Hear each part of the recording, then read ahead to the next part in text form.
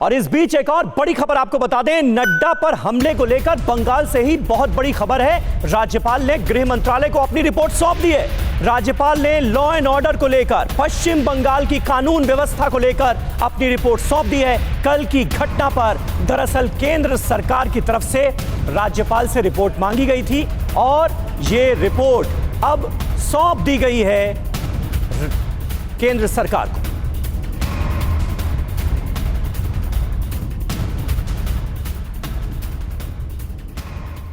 और आइए हमारे साथ जो तमाम खास मेहमान इस वक्त जुड़ चुके हैं उनसे आपका तारुफ करा दें। माधवी अग्रवाल हमारे साथ मौजूद हैं, भारतीय जनता पार्टी की नेता हैं। खालिद अब्दुल्ला साहब हमारे साथ जुड़ रहे हैं जो कि टीएमसी के नेता हैं, ममता बनर्जी की पार्टी का पक्ष रखने के लिए। वहीं गौतम लाहिड़ी साहब बंगाल की सियासत को बखूबी समझते हैं, वरिष्ठ पत्रकार हैं, हमारे साथ मौजूद हैं। और विवेक श्रीवास्तव लेफ्ट के तेज तर्रार नेता, वो हमारे साथ इस वक्त मौजूद हैं। आमोद राय हमारे पॉलिटिकल एडिटर और विपिन चौबे हमारे संवाददाता कोलकाता से लाइव इस वक्त कनेक्ट हो चुके हैं।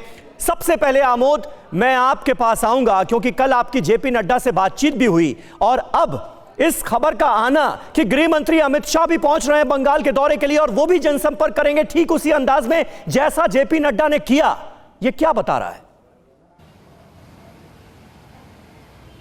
देखिए, बीजेपी ने साफ तौर पे ये क्लियर कर दिया है समीर की बीजेपी किसी भी तरह से पीछे हटने वाली नहीं है। कल जेपी नड्डा ने भी स्पष्ट कहा कि वो हर कदम पे कार्यकर्ताओं के साथ खड़े हैं और कहीं भी वो पीछे नहीं हटने वाले हैं। इसी कोशिश में 2 कदम आगे बढ़ते हुए गृह मंत्री 19 और 20 तारीख को बंगाल की इस धरती पर आएंगे और लगातार यहाँ कार्यक्रम उनके लगे हुए हैं। 3 से 4 कार्यक्रम उनके 2 दिनों में होंगे, बड़े कार्यक्रम। और उसके अलावा जो पार्टी की स्ट्रेटजी है, जो बैठकें हैं, वो तो लेंगे ही लेंगे। सबसे महत्वपूर्ण बात यह है कि कल जो गृह मंत्रालय ने रिपोर्ट मांगी थी, अमित शाह ने यहाँ के राज्यपाल से रिपोर्ट मांगी थी, उस पर रिपोर्ट आज राज्यपाल ने भेज भी दिया है। मतलब आप समझिए कि 24 घंटा के अंदर घटना के इस रिपोर्ट को सबमिट कर दिया है और आज 12 बजे यहाँ राज्यपाल प्रेस कॉन्फ्रेंस करके जानकारी भी देंगे कि क्या हुआ और उनकी जो रिपोर्ट है असल में वो क्या पाए इस पूरी घटना पे। तो कुल मिलाकर बंगाल की जो सियासत है, जो यहाँ पे पूरा एक माहौल है, वो अब गर्म हो चुका है और ये लगातार रहेगा अगले 4-6 महीने तक साफ। और इन आरोपों की धार और तेज होगी। विपिन चौबे भी हमारे साथ मौजूद हैं। विपिन, जल्दी से आपका भी एक रिएक्शन, क्योंकि आप लगातार कोलकाता में मौजूद हैं, वहां की स्थितियों को, परिस्थितियों को बखूबी समझ रहे हैं। और राज्यपाल जगदीप धनखड़ तो पहले भी कानून व्यवस्था को लेकर बहुत गंभीर आरोप लगा चुके हैं ममता बनर्जी की सरकार पर। आज उनकी इस रिपोर्ट में होगा क्या, यह हम और आप अंदाजा लगा सकते हैं? बिल्कुल अंदाजा लगाना आसान है और पानी की तरह सब कुछ साफ है समीर। आपने देखा कि कल पुलिस की मौजूदगी में कैसे देश की सबसे बड़ी पार्टी के मौजूदा राष्ट्रीय अध्यक्ष के काफिले पर दिन दहाड़े हमला होता है और पुलिस उन्हें रोक रही है।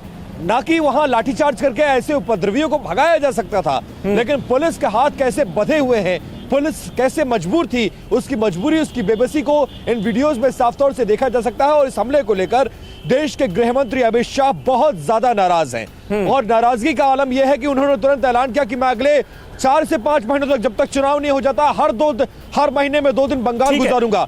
तत्काल उन्होंने बात की पश्चिम बंगाल के गवर्नर से और कहा कि आप मुझे रिपोर्ट दीजिए। वो गोपनीय रिपोर्ट सौंप दी गई है और आज 12 बजे एक प्रेस कॉन्फ्रेंस भी रखी गई है जिसमें साफ होगा कि इस रिपोर्ट में क्या है और जगदीप धनखड़ क्या सोचते हैं। ठीक है, बिल्कुल। विपिन बने रहे हमारे साथ, आमोद से भी बातचीत जारी रहेगी। इस बीच खालिद अब्दुल्ला साहब हमारे साथ मौजूद हैं, टीएमसी के रुख को, मौजूदा सरकार के रवैये को लेकर। खालिद अब्दुल्ला साहब। न्यूज़ टॉप 9 रोज सुबह 7 बजे और शाम 7 बजे सिर्फ TV9 भारतवर्ष पर।